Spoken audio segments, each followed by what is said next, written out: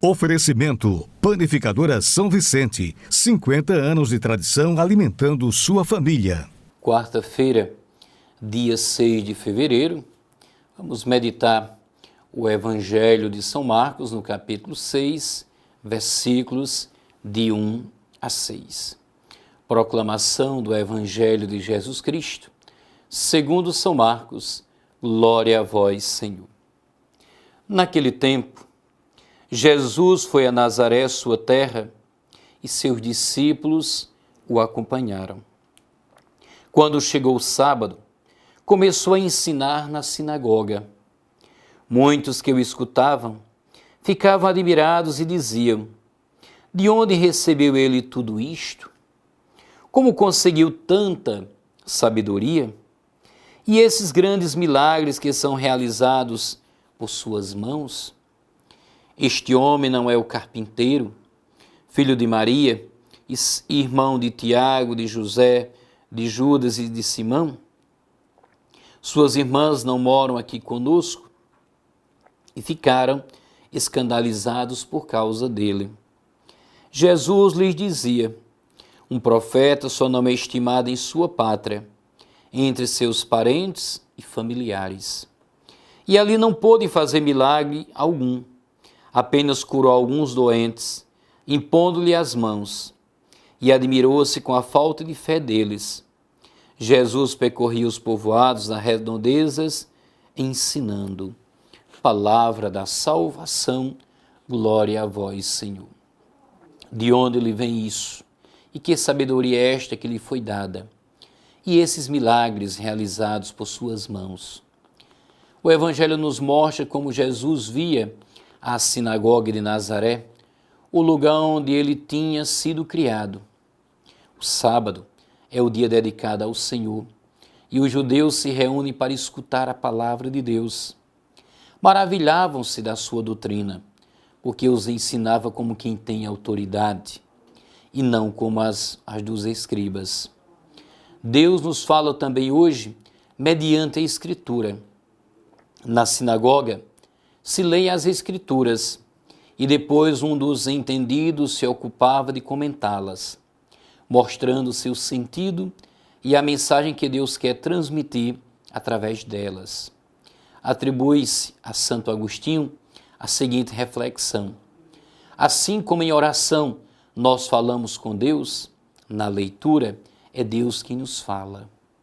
O fato de que Jesus, Filho de Deus, seja conhecido entre seus concidadãos por seu trabalho, nos oferece uma perspectiva insuspeitada para a nossa vida ordinária. O trabalho profissional de cada um de nós é meio de encontro com Deus e, portanto, realidade santificável e santificadora. Com palavras de São José Maria Escrivá, vossa vocação humana é parte, e parte importante, de vossa vocação divina. Esta é a razão pela qual devemos santificá-lo, contribuindo ao nosso tempo à santificação dos outros, de vossos semelhantes, santificando o vosso trabalho e vosso ambiente.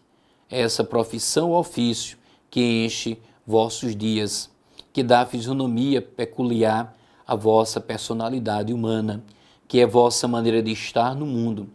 E se lá, essa vossa família e essa nação em que nascestes e a que amas. Acaba a passagem do Evangelho dizendo que Jesus não pôde fazer ali milagre algum. Curou apenas alguns poucos enfermos, impondo-lhe as mãos. Admirava-se ele da desconfiança deles e, ensinando, percorria as aldeias circunvizinhas. Também hoje o Senhor nos pede mais fé nele, para realizar coisas que superam nossas possibilidades humanas. Os milagres manifestam o poder de Deus e a necessidade que temos dele na nossa vida de cada dia. O saber de Jesus deixava admirados seus conterrâneos, especialmente quem convivera com ele durante o longo período de vida escondida em Nazaré. Perguntava-se pela origem de tanta sabedoria. Não havia explicação plausível em que, considerando sua origem familiar. Seus pais eram pessoas simples, desprovidas de recursos para oferecer-lhe uma formação esmeralda, que o tornasse superior aos mestres conhecidos. Sua pregação na sinagoga não dava margem para dúvidas. Ele possuía, de fato, uma ciência elevada, desconhecida até então. Diante desta incógnita, os conterrâneos de Jesus deixavam-se levar pelo preconceito. Não é possível que o filho do carpinteiro, pobre e bem conhecido de todos, possua tal sabedoria. Sem dúvida, este preconceito escondia outro elemento muito mais sério. Quiçá desconfiassem que a sabedoria de Jesus fosse de origem demoníaca, por exemplo. Em outras palavras, aquilo que não parecia-se coisa de Deus. A decisão de desprezá-lo e não lhe dar ouvido decorre destas explicações. Era perigoso enveredar por um caminho contrário. A fé tradicional desviando-se de Deus. A incredulidade de sua gente deixava Jesus admirado, a ponto de decidir realizar em Nazaré poucos milagres. Seu povo perdia, assim, uma grande oportunidade de conhecê-lo melhor, de descobrir de maneira acertada a origem do seu saber.